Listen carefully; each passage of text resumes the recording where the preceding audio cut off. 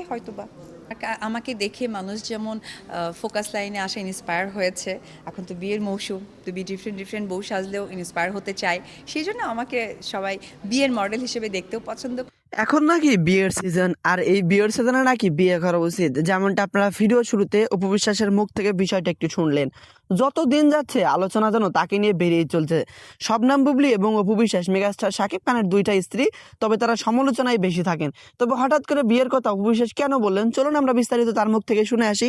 বাস্তবে বিয়ের খবর এখন আসলে আমি আমার প্রত্যেকটা কথাই আমি আমার ব্যক্তিগতভাবে রাখতে চাই।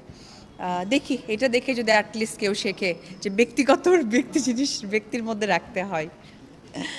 আসলে আসলে সত্যি বলতে যেমন আমি বলবোই অকপটেই বলবো যে এই 2022-এর যদি চলচ্চিত্র জায়গাটা খুব সুন্দর শক্ত হয়, ব্যক্তিগত জীবন যে সামনে আনা যায় এটা আমিই তৈরি করেছিলাম। তো এটা আমার এখন ভালো লাগে যে ব্যক্তি জীবনও মানুষের মধ্যে আনে, কিন্তু আমি এনেছিলাম কোনো একটা কারণ নিয়ে।